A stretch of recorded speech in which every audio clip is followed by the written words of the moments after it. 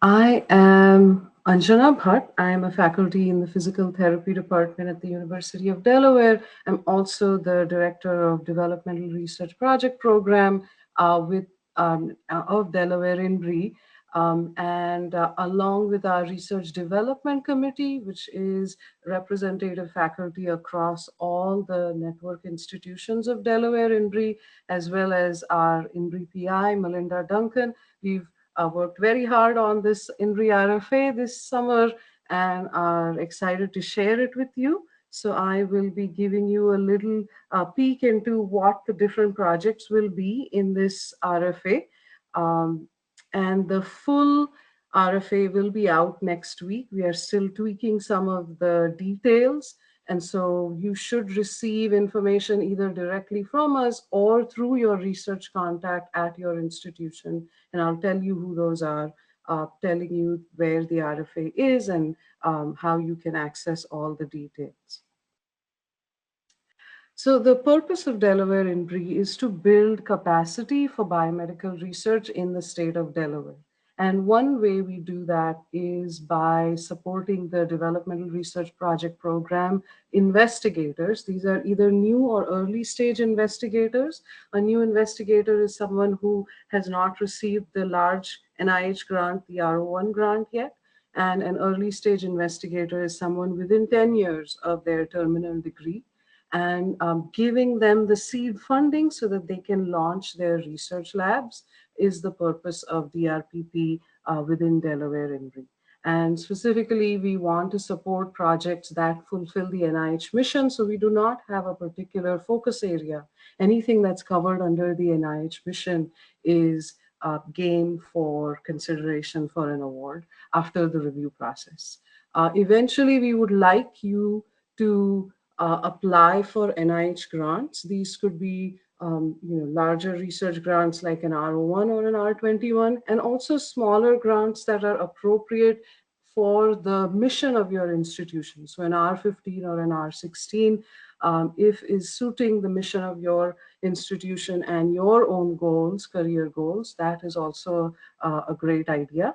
And then we are interested in building the workforce in Delaware, the biomedical workforce. So we support students, undergraduate as well as graduate students. The more recent RFA has really honed down on supporting the training, research training of undergraduate students. So that is also a mission of DRPP as well, including both graduate and undergraduate students, postdocs, research scientists in your research program. Overall, in terms of determining funding, we would like to balance our funding across our network institutions. So faculty at DSU as well as University of Delaware, scientists at CCHS, Nemours Children's Health, Wilmington VA, and other affiliated institutions who are eligible to apply. And then data science is a big push now within our institute NIGMS and also within IDEA programs as well as Delaware INBRE. So we have a particular award targeting electronic health records and data like that within the state of Delaware, and I'll give you more info on that. And this year we have two programs. One's the pilot project, which is a 1-year award, and the other is the 2-year award called the research project.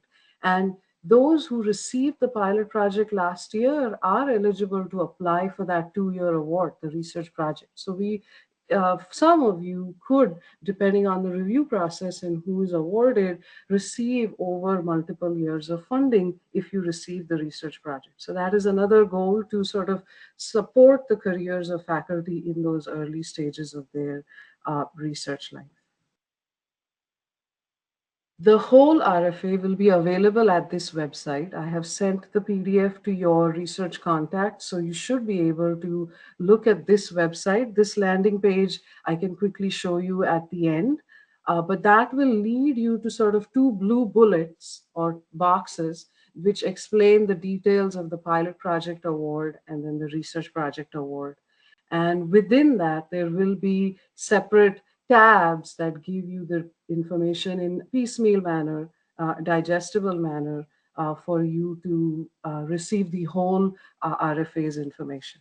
And I can give some details here, but these details will be available in a much more clear and structured way, so you can see it on the website next week. Our goal is to support 7 research projects this year, and so it'll be a 2-year award, 25 to 27, as we start working on the whole process between 24 and 25. The grant begins May 1st of next year, and then that goes on for 2 years. Every year, we want you to provide a budget of 80,000 per year for 2 years, so a total budget of 160,000. But your budgets have to be separated for the first year and then the second year, because our grant is renewed every year. So we only have cycles of 1 year each, May 1st to April 30. So that will be your first year's budget, and then again May 1st to April 30 for your second year. For this type of award, we do need 50% research or professional effort, which means that is your effort towards conducting all research. It's not necessarily just for our project. And this has to be confirmed by your chair in a letter. We provide you a template for that, so please provide us that letter. A mentor is Excuse me a required. second, Anjana. Yeah. Your slides are not advancing. Oh, what are you able to see right now? We can see your PowerPoint, but we're on the first slide. Oh, yeah. Okay, so you are not able to see me changing these slides? No. We only Okay. see the first one because we're probably not in. Yeah, now we see 2. Okay, so maybe I will stay here, because when I share as a, when I share the slideshow, I think what progresses you cannot see. So I will stay Yeah. in the other view. All right, so sorry, I did not realize that. But yeah, that's what I meant to say here, that, our goal is to support biomedical research. So I was at the first slide, and now I was at the second slide. Can you see this slide? And Yeah. can you Yeah. see it big enough? Yeah. Well, actually, how it was fine. Yeah. Okay. Okay. That's good. Okay. Sounds good. So yeah, this is the website you would go to get the details. Next week, we are still working on that. There are around 7 awards, which are 80,000 per year for 2 years. I explained the effort to you. It's around 6 months. So, for a 12-month year, it's a 6-month effort. And a mentor is required because this type of award is only open to new and early stage investigators. So we would require you to identify a mentor who's an expert in your area. These are the timelines for the awards and in terms of the application process. And this is available right now on this website. So you should feel free to look at these timelines if that matches your intent to submit. And then all of our applications are submitted through a Delaware INBRE specific PyStar account. So if you have submitted through PyStar before for another IDEA mechanism, this one is different. So make sure to go here and set up an account and then go through the process. And these are our main contacts for the research project program myself. I should be able to help you as a mentor. I should be able to help you find mentors who are experts in your areas, help you write any part of the application, that is the scientific portion. Our research manager, Don Everhart, who runs the whole program, will be able to answer any questions about budget as well as NIH policies and whether you're eligible to do something or not. So please feel free to reach out to her. But before you do any of that, you have to reach out to your institutional research contact. That is one thing they have made very clear to us, that we need to involve them from the get-go. That way they know what is going on. Otherwise, 10 emails down, they receive an email saying this is an issue that we need to resolve. So we want to keep them abreast of whatever communication is happening. So make sure to always involve them. And I will give you a list of research contacts for your institution at the end of the talk. Our other person who manages the whole PyStar system is Linda. So if you're running into any issues there, you can reach out to her. This is our general office email. Anybody in our whole team will be able to see messages here, but specifically Dawn and Linda will know about. The second mechanism we have are these 1-year awards. There are 11 awards per year, and these will be offered each year over the whole course of this grant, the Delaware INBRE Award. And so if you don't have the time to look into this year, you can consider applying next year. And these are 40K per year for 1 year. The effort is half, so 3 months total out of your 12 months that needs to go towards doing research. It does not have to be this project only. But you could also consider, if you're a teaching faculty, let's say, and you're thinking, hey, 50% research effort is 6 months. How do I get that? What you could do is put your summer effort towards research and also ask for release time in the 9-month period when you teach. So your chair has to provide that release time so you're able to engage in research. Because the intent of these awards is to really make time available for you to engage in research. Again, if you are new and early stage investigator, a mentor is required. And there are 4 types of awards. The takeoff award is meant for new early stage investigators. No pilot data is required. These are for very nascent, novice, early research questions.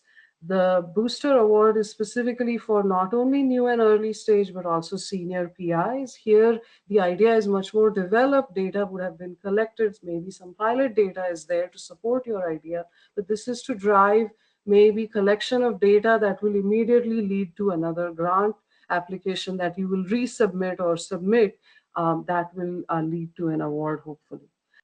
So this is a little different purpose than that. It's more along the lines of the SHORE award that CTR Axel has.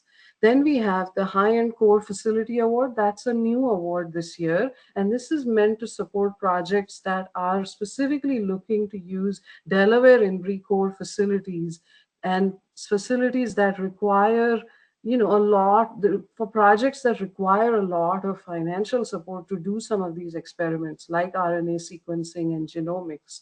You might need a lot of supplies, you might need a lot of effort from the person running the experiments. And so these are meant for that. And you can get a full list of our core facilities here and look at what is available and reach out to us if there is a particular type of facility you're looking to use, and expect the cost to be really high at the level of 40,000 per year. This is again open to both new, early stage, and senior PIs. And this requires a core director letter of support because you'll be using a specific facility. The director has to confirm that this system will actually benefit your research project and will help complete your research aims. The last type of award is Delaware Data Science. And here there are 4 different types of data sets. The Medicaid data set at UD, the Delaware Health Information Network, all payers data set, the CCHS EHR data. These could be accessible to people who are at CCHS, but also faculty at DSU or UD who know to collaborate with a collaborator at CCHS to access certain types of data. And we have people here who can help you. By here, I mean within the Delaware INBRE team, who can help make those connections. So please reach out if you are looking for a specific type of data set, and we can see if that is available in any of these databases, Medicaid, all payers, or EHR. The last type of data set is Nemours PedsNet data, and those are also available to faculty at Nemours, and we can figure out if that can be made available to other faculty at other institutions as well. So we have people who are key contacts for each of these data sets, and we'll provide that information to you on the RFA.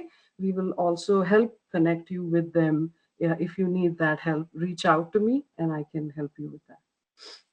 So those are the 2 mechanisms. So we had the research project awards, which are the larger awards, and then the pilot project awards, which are the smaller 1-year awards.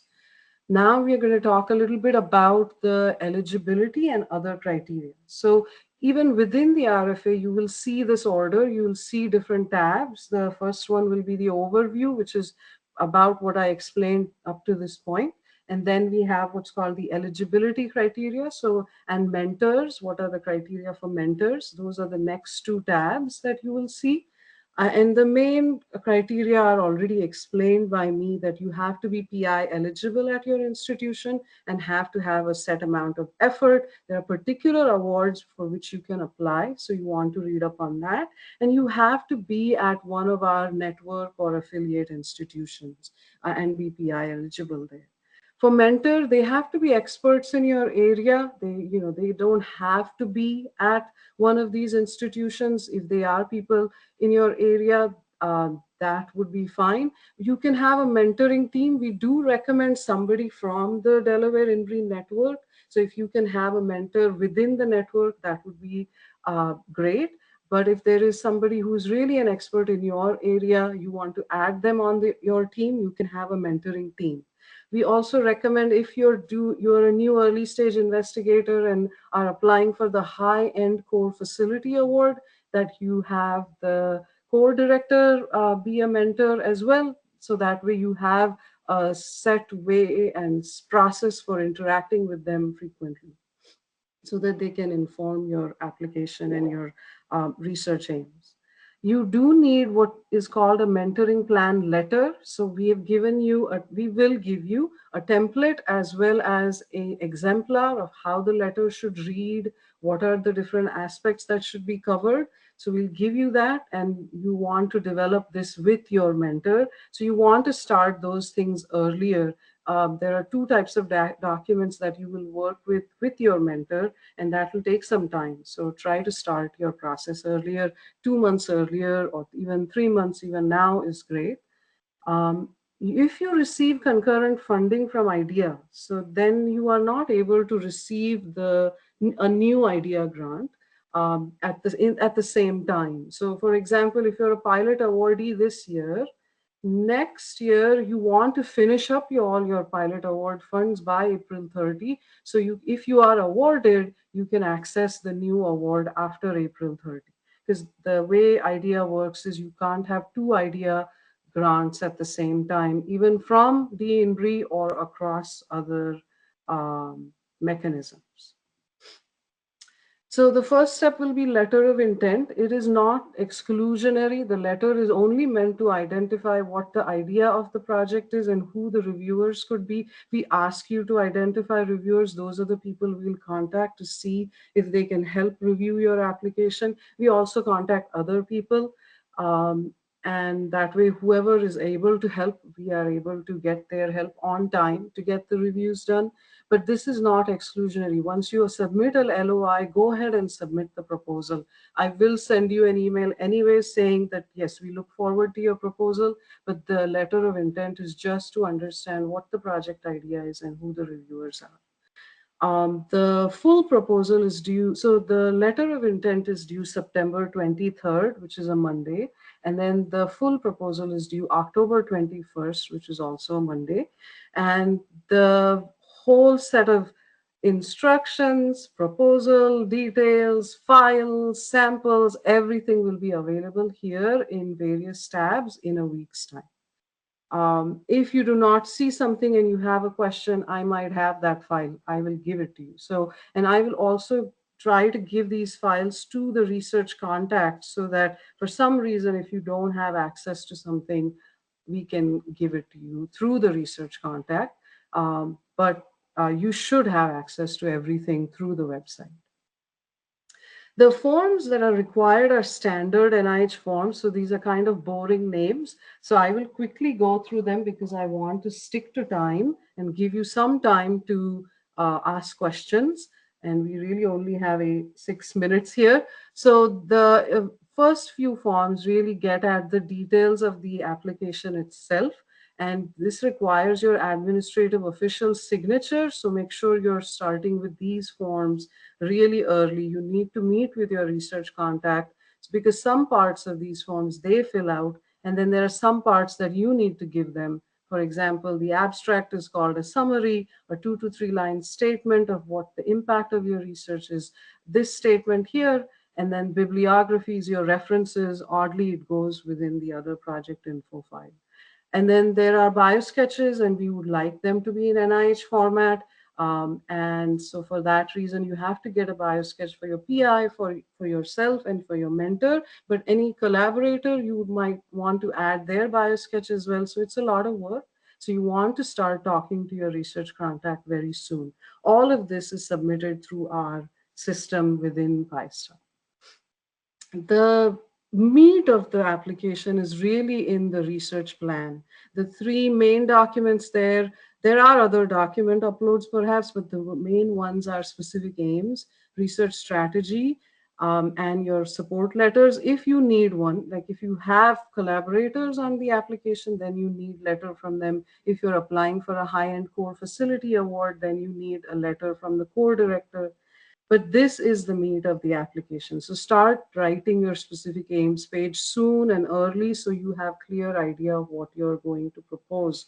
And it mainly runs like this. So you start off by talking about the importance, why this question is important, where is the field right now in terms of this research question, and where do you end up at this point. So, perhaps you've done a pilot study that shows this, and that leads to this specific aim and these specific hypotheses. You always want to include the clinical impact or the scientific impact of your work in few lines within these specific aims. You also want to specifically tell us, hey, you know what, this will lead to another NIH R21 grant, which will be sent to this agency perhaps, or this institute perhaps. So you want to be very clear that you have clear intent to go for further NIH funding.